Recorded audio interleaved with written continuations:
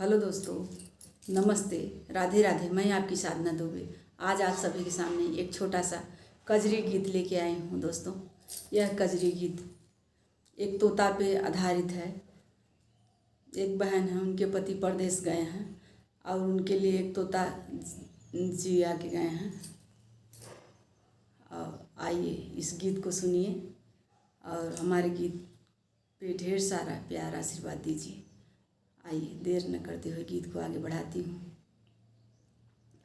अपुनात गए पिया पुरबू बनी जिया जिया के गए ना, एक हरिला सुगनवा जिया के गए ना।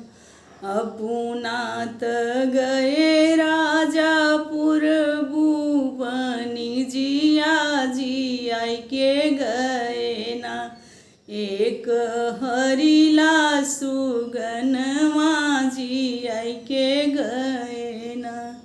खाई के मांगई सुगना दूध और भतवा, पिय के मांगई ना, हमरे हरि का गिलसिया पिय के मांगई ना।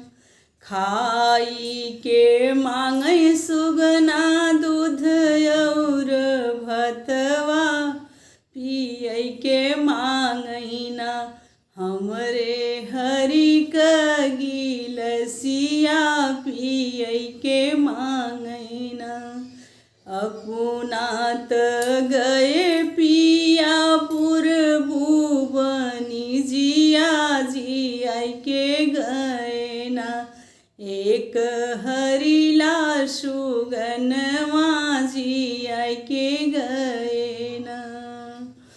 कूचई के मांगई सुगना खैरा सो पड़िया, थूकई के मांगई ना, मोरे हरि पीछ दनिया थूकई के मांगई ना।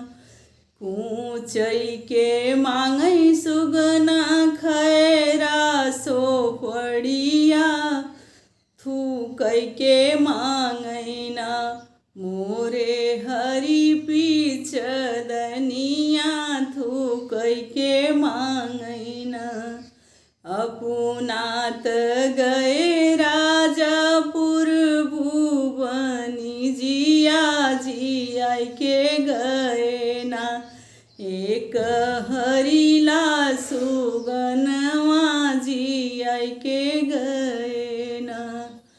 सोवई के मांगई सुगना गद्दा जऊ चदर लगावई बदेना, हमरे हरि का तकियवा लगावई के होना।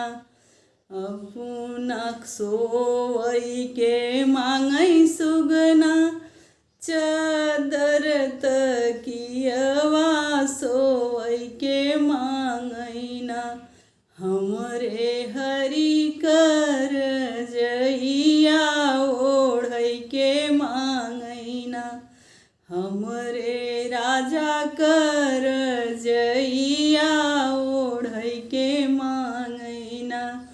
अपुनात गए राजा पुरबू बनी जिया जिया के गए ना, एक हरिला सुगनवा जिया के गए ना।